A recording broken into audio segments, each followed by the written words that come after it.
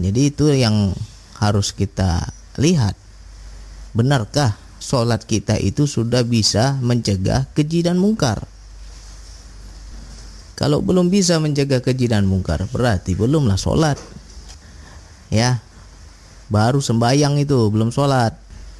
Kalau orang yang betul-betul sholat, keji dan mungkar pasti terhindari. Tapi kalau kita sholat 5 waktunya rajin, tapi keji dan mungkarnya juga tak terhindari, berarti belum sholat. Belum paham sholat yang sejati, hanya sebatas sembahyang. Jadi itulah antara beda sembahyang dan sholat. Nah, hanya sebatas syariat saja, hakikatnya sholat kosong. Jadi bagaimana kok Bang Andi bisa mengatakan bahwa zikir tertinggi itu ada di sadar Allah?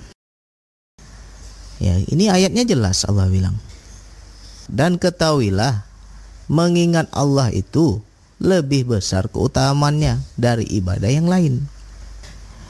Jadi berzikir itu lebih besar keutamaannya daripada ibadah yang lain. Maknanya itu, ketika kita berisan, ketika kita sadar Allah, ketika kita tersambung kesadaran kita kepada Allah, itulah keutamaan ibadah dibanding ibadah yang lain. Jadi kalau saat ini kita masih sekedar zikirnya zikir, hanya sekedar di lisan, hanya sekedar di hitungan, kita belum mencapai hakikat zikir yang tertinggi, maka kita belum paham yang dikatakan ihsan tadi. Ya, kenapa zikir itu lebih utama dibanding ibadah yang lain? Nah, contohnya begini. Mungkin teman-teman sering nolong orang nih. Ketika ada yang susah, kita bantu, kita tolong, kita beri sedekah. Tetapi di situ tidak ada zikir. Kenapa Bang bersedekah kok tidak ada zikir? Ya, tidak ada kesadaran kita kepada Allah. Ketika kita bersedekah karena diri kita.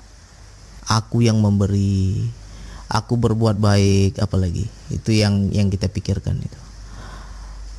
Aku berbuat baik, aku memberi, aku merasa senang bisa memberi, macam-macam. Tetapi kita sadar kepada Allah. Kita memberi sedekah ingin dipuji orang. Kita berbagi ilmu ingin dianggap orang pintar. Kita berbagi ilmu agar dianggap guru. Mana Allahnya? Apakah itu yang dikatakan zikir? Berarti orang tersebut belum berzikir, hanya sebatas syariat saja. Sama juga, kenapa sholat itu bisa mencegah keji dan mungkar? Itu yang harus kita pahami, hakikat sholat. Sangat banyak kita jumpai, rajin sekali dia sholat, tapi di luar sholat keji dan mungkar dia lakukan juga.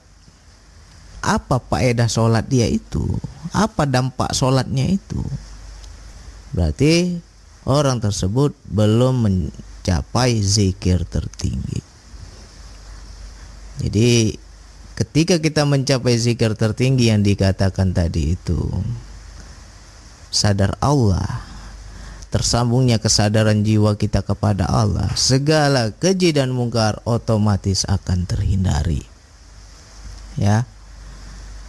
Jadi bukan sholatnya yang sujud, ruku, ibaratnya sholat zohir, sholat syariat itu yang membuat keji dan mungkar. Tidak, kesadaran kita ada nggak tersambung kepada Allah. Jadi sholat yang 5 waktu itu hanya sebatas perantara atau jalan atau ritual untuk mendekatkan diri kita kepada Allah. Tapi apabila mencapai zikir yang dikatakan tadi, sesungguhnya sholat itu untuk mengingat aku, kata Allah. Kalau kita sudah mencapai ada kesambungan kita sama Allah itu, barulah keji dan mungkar bisa kita hindari. Jadi banyak versi, banyak kalimat, banyak kata. Kalau saya bilang sadar Allah itu adalah zikir tertinggi. Tapi kalau orang lain mungkin yang belajar ma'rifat, mereka akan mengatakan sholat sejati. Jadi zikir tertinggi sadar Allah ini dengan sholat sejati itu sama. Hakikat sholat, ya kan.